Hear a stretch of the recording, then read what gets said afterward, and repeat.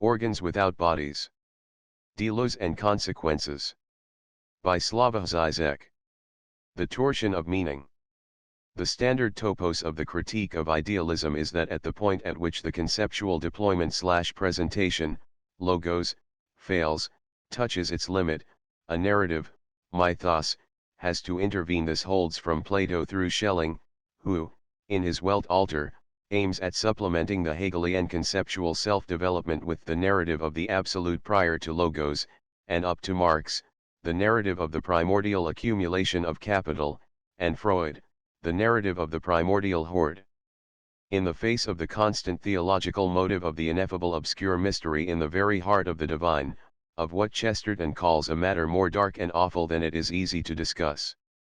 A matter which the greatest saints and thinkers have justly feared to approach, one is tempted to propose the opposite path, far from pointing toward the dimension of the irrational, this mystery irrepresentable in the form of a narrative, except in the terms of a heretic notion of God himself as the source of evil, etc., is simply the negative of the clarity of the concept itself, namely, the only way the self-division that characterizes the immanent self-movement of the concept can be represented in the medium of a narrative.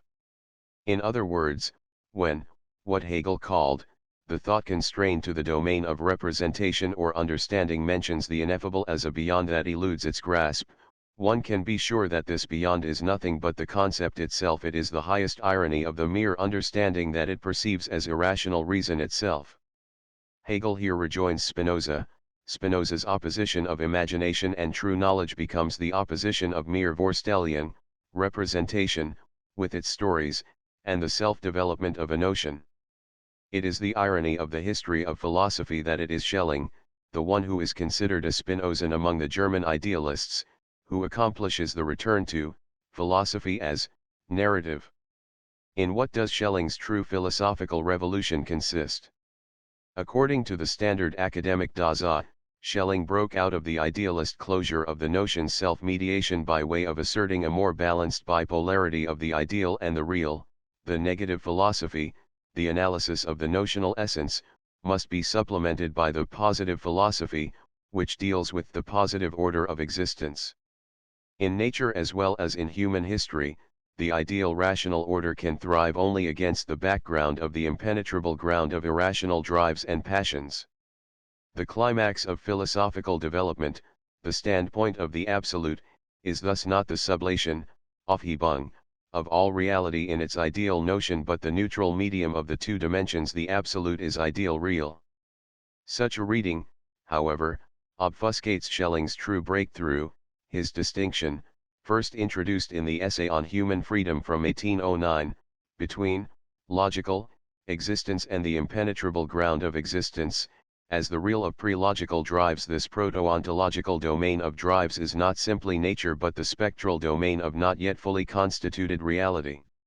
Schelling's opposition of the proto-ontological real of drives, the ground of being, and the ontologically fully constituted being itself, which, of course, is sexed as the opposition of the feminine and the masculine, thus radically displaces the standard philosophical couples of nature and spirit, the real and the ideal, existence and essence, and so forth.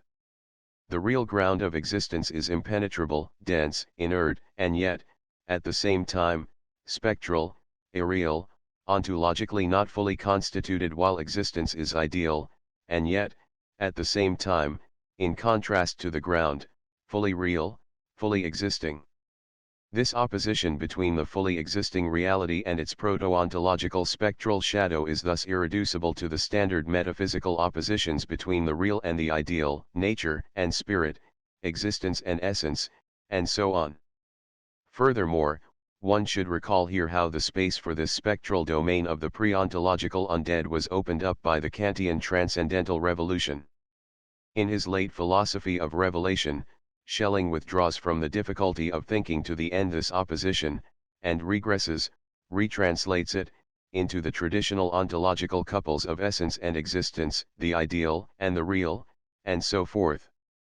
The triangle of Spinoza-Hegel-Schelling is thus not as unambiguous as it may appear.